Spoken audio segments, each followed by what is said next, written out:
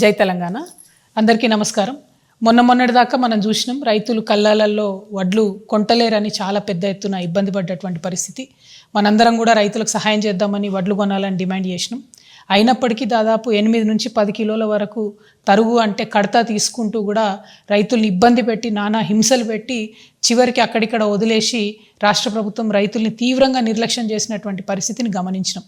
ఒక పక్క రైతులతో రక్త కన్నీరు పెట్టిస్తున్నటువంటి రేవంత్ రెడ్డి ప్రభుత్వం, ఇంకొక పక్క చిన్న రైస్ మిల్లర్స్ ఎవరైతే ఉంటారో, రైస్ మిల్లర్స్ ఎవరైతే ఉంటారో వారిని కూడా తీవ్రంగా ఇబ్బందులకు గురి చేస్తున్నటువంటి పరిస్థితి కనబడతా ఉన్నది. ప్రధానంగా ఏదైతే రైతులు పండించేటటువంటి ధాన్యాన్ని ప్రభుత్వం కొని దాన్ని మిల్ చేసి మళ్ళీ రేషన్ షాపుల ద్వారా ప్రజలకు ఇచ్చేటటువంటి వ్యవస్థ మన రాష్ట్రంలో కొనసాగుతుంది. అయితే ఈ వ్యవస్థలో రైస్ మిల్లర్స్ ఉంటారు, అట్లానే బాయిల్డ్ రైస్ మిల్లర్స్ అని పెద్ద రైస్ మిల్లర్స్ ఉంటారు.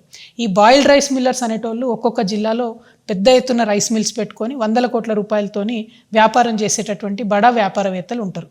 వీళ్ళు సంవత్సరం పొడవునా కూడా అన్ని సీజన్స్లో కూడా వడ్లు కొంటూ ఉంటారు, వ్యాపారం చేస్తూ ఉంటారు. ఇప్పుడున్నటువంటి రేవంత్ రెడ్డి గారి ప్రభుత్వం ఈ పెద్ద రైస్ మిల్లర్స్ ఎవరైతే ఉంటారో, 100 కోట్లలో వ్యాపారం చేసేటటువంటి రైస్ మిల్లర్స్ ఎవరైతే ఉంటారో వారు ప్రభుత్వానికి దాదాపుగా 4,000 కోట్ల రూపాయలు బాకీ ఉన్నా కూడా వారి వైపు వెళ్ళడం లేదు, వారిని అడగడం లేదు. కానీ ఏదైతే ఈ చిన్న రైస్ మిల్లర్స్ ఉంటారో, రైస్ మిల్లర్స్ ఉంటారో వాళ్ళు 10 లక్షల రూపాయల నుంచి 1 కోటి రూపాయల వరకు ఎంత అప్పున్నా సరే దొంగల్ని చూసినట్టు వాళ్ళని చూసుకుంటూ వాళ్ళ రైస్ మిల్స్ మీద పడి ఎంక్వైరీల పేరుతో వాళ్ళని వేధించి ముసుగులేసి వాళ్ళని దొంగలను అరెస్ట్ చేసినట్టు తీసుకుపోయి అరెస్ట్ చేస్తున్నారు. అట్లా అరెస్ట్ చేస్తే చిన్న రైస్ మిల్లర్లు బాధపడి ఇబ్బంది పడి కరీంనగర్లో పాపం ఒక ఆడబిడ్డ సూసైడ్ కూడా చేసుకోవడం జరిగింది. మరి ఇటువంటి దారుణమైన పరిస్థితుల్లో కూడా ఉత్తమ్ కుమార్ రెడ్డి గారు కానీ రేవంత్ రెడ్డి గారు కానీ మరి జరుగుతున్న పరిస్థితి ఏంటి, మోసం ఏంటి అని గ్రహించలేకపోతున్నారా, లేకపోతే చూసి చూడనట్టుగా పోతున్నారా నాకు అర్థమవుతలేదు. ఎందుకంటే ఇప్పుడు ఒక ఫ్రెష్ టెండర్ చూస్తున్నాం మనం. ఇది ఈ మధ్య కాలంలోనే టెండర్ చేయడం జరిగింది. ఇదేంది అంటే కేసీఆర్ గారి ప్రభుత్వం దిగిపోయేటటువంటి సమయంలో గోడౌన్లో ఏదైతే 1,40,000 టన్నుల దొడ్డు బియ్యం ఉన్నదో దానికోసం టెండర్ వేయడం జరిగింది. ఇంతకుముందు ప్రభుత్వం ఉన్నప్పుడు 48 రూపాయలతోని మన ఫిలిప్పీన్స్కు ఆనాడు టెండర్ వేసి అంతకుముందు ఉన్న రైస్ అమ్మిరు. ఇప్పుడున్న ఈ 1,40,000 టన్నుల రైస్ని 21 రూపాయల 70 పైసలకు మాత్రమే టెండర్ తీయడం జరిగింది. టెండర్ డాక్యుమెంట్ చూస్తే ఇందులో 24 రూపాయలు అని ఉన్నది. కానీ మళ్ళా కూర్చొని ప్రైవేట్గా దాన్ని మేనేజ్ చేసి 21 రూపీస్ 70 పైసాకి ఒక కరీంనగర్కి సంబంధించినటువంటి పెద్ద రైస్ మిల్లర్ ఏదైతే 100 కోట్లకు పడగలెత్తున్నారో అటువంటి ఒక రైస్ మిల్లర్కి టెండర్ అప్పచెప్పడం జరిగింది. సరే, దీనికి వ్యతిరేకంగా చిన్న రైస్ మిల్లర్స్, ఇతర మాలాంటి వాళ్ళు, కొంత కన్సర్న్ సిటిజన్స్ అంతా కోర్టుకు పోయినారు. ఇప్పుడు కోర్టులో ఈ వ్యవహారం పెండింగ్లో ఉన్నా కూడా 10,000 టన్నుల వరకు కూడా ధాన్యాన్ని ఆల్రెడీ లిఫ్ట్ చేయడం జరిగింది. మరి ఇది ఉత్తమ్ కుమార్ రెడ్డి గారికి తెలిసి జరుగుతుందా, తెలియక జరుగుతుందా? స్టీఫెన్ రవీంద్ర గారు ఆనాడు ఉస్మానియా యూనివర్సిటీలో పిల్లల్ని కర్రలతో కొట్టి ఇబ్బంది పెట్టినటువంటి ఒక IPS ఆఫీసర్ గారు ఇవాళ కమిషనర్గా ఉన్నారు PDSకి. ఆయనకు అర్థమయ్యే లోపలనే సంవత్సరం అయిపోయింది. ఈ సంవత్సర కాలం లోపల ఈ 1,40,000 టన్నులు గోడౌన్లో ఉంటే తీవ్రమైన నష్టం జరిగింది. దాదాపు 100 కోట్లు వాళ్ళు రైస్ మిల్లులకు వీటికి రెంట్లు కట్టడానికి సరిపోయింది. ఇంకొక 50 కోట్లు ఇంట్రెస్ట్కి పోయింది. అంటే ఈ 300 కోట్లతో ఈ రైస్ అమ్మితే కూడా మిగిలేదు ఏమీ లేదు ప్రభుత్వానికి. నేను ఇవాళ ప్రభుత్వాన్ని ఒకటే డిమాండ్ చేస్తా ఉన్నా, ఎవరైతే చిన్న rice millers, rice millers defaulters ఉన్నారో మీరు 21 రూపాయి 70 పైసలు వాళ్ళకే ఆఫర్ ఇవ్వండి. వాళ్ళే అప్పులు కడతారు కదా. వాళ్ళు ఇప్పుడు చచ్చిపోతూ ఉన్నారు కదా, ఆత్మహత్యలు చేసుకుంటున్నారు కదా, మొత్తం రైస్ మిల్లులు మూసుకుపోయే పరిస్థితి ఉంది కదా, వాళ్ళకు ఆఫర్ ఇవ్వండి. మీరు చిన్న వాళ్ళని వదిలిపెట్టి పెద్దవాళ్ళని ఎందుకు ప్రొటెక్ట్ చేస్తున్నారు? ఇప్పుడు ఒక పెద్ద రైస్ మిల్లర్ నల్గొండకు సంబంధించిన ఆయన ఆల్రెడీ ఆయన 600-700 కోట్ల రూపాయలు ప్రభుత్వానికి బాకీ ఉన్నాడు.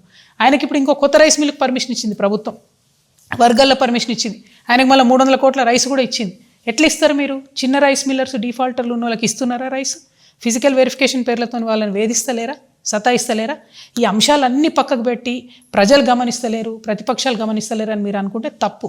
BRS పార్టీలో హరీష్ రావు గారు కానీ KTR కానీ పెద్ద రైస్ మిల్లర్స్ అందరితో వాళ్ళు మిలాఖత్ అయి ఉన్నారు కాబట్టి వాళ్ళు మాట్లాడతలేరు. కానీ ఇవాళ ఈ రాష్ట్రంలో ఒక ఆల్టర్నేట్ శక్తిగా తెలంగాణ రక్షణ సేన వచ్చింది. మేము చిన్న వాళ్ళ తరఫునే ఉంటాం, చిన్న రైస్ మిల్లర్స్ తరఫునే మాట్లాడుతున్నాం, చాలా బలంగా చెప్తా ఉన్నాం. మీరు కనుక పెద్ద రైస్ మిల్లర్స్ దగ్గర ఏదైతే 4,000 కోట్ల రూపాయల బకాయిలు ఉన్నాయో వాటిని వసూలు చేయండి. చిన్న రైస్ మిల్లర్స్కు 1 టైం సెటిల్మెంట్ ఆఫర్ ఇవ్వండి. ఏదైతే 21.7 ఇస్తున్నారో, ఇంకేది ఇస్తున్నారో వాళ్ళని బతికించండి. చిన్న రైస్ మిల్లర్స్ చిన్న వాళ్ళకు ఉద్యోగాలు ఇస్తారు, ఊర్లలో కాపాడుకుంటారు, ప్రజల్ని, రైతుల్ని కాపాడుకుంటారు. వీళ్ళ లెక్క మోసం చేయరు. ఈ కడతా తీసిండ్రు ఈ సీజన్లో ఏదైతే 10 కిలోలు చేసిరో ఇది కూడా పెద్ద రైస్ మిల్లర్స్ల ఆధ్వర్యంలో జరిగిన 2,000 కోట్ల స్కామ్. దాన్ని కూడా బయటికి తీయాలి మీరు. ఇవన్నీ చాలా విషయాలు ఉన్నాయి. పీడిఎస్ సిస్టమ్ని మొత్తం కూడా భ్రష్టు పట్టిస్తూ ఉన్నారు. కంప్లీట్గా యావత్ ఈ సిస్టమ్ నాశనం అయిపోతూ ఉన్నది. దీన్ని ముఖ్యమంత్రి గారు ఉత్తమ్ కుమార్ రెడ్డి గారు శ్రద్ధ పెట్టాలి. మీరు పెద్ద రైస్ మిల్లర్లకు భయపడకండి, వాళ్ళు మీ కార్యాలను ఎక్కి తిరుగుతారని తెలుస్తుంది. అది మంచి మెసేజ్ పోతలేదు సమాజానికి. కాబట్టి ఖచ్చితంగా దీనికి ఒక పరిష్కారం కనుక్కోవాలని చెప్పి తెలంగాణ రక్షణ సేన ఆధ్వర్యంలో నేను డిమాండ్ చేస్తూ ఉన్నాను. పరిష్కారం చేయకపోతే ఈ పెద్ద రైస్ మిల్లర్లందరూ పేరున ఎక్కడుంటారో కూడా మాకు తెలుసు. ఎప్పుడంటే అప్పుడు పోదాం, టీఆర్ఎస్ వాళ్ళం వస్తాము, ప్రభుత్వ అధికారులు రండి. 4 సీజన్ల బియ్యం ఒక్కొక్కరి దగ్గర, 4 సీజన్ల వడ్లు ఒక్కొక్కరి దగ్గర ఉండాలి. లేదనుకోండి, లేదనుకోండి, మరి వీళ్ళ మీద పెట్టే పీడీ యాక్ట్లు కేసులు వాళ్ళ మీద కూడా పెట్టండి.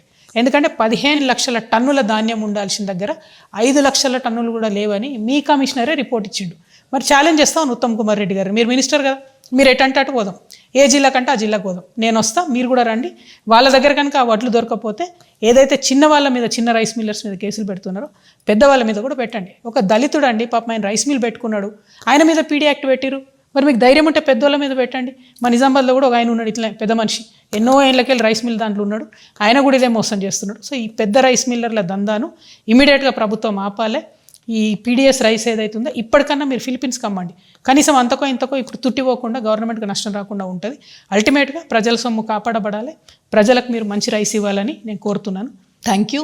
జై Telangana. This is Kireeti Damaraju. Like, share and subscribe to Saira TV. ఓ సైరా.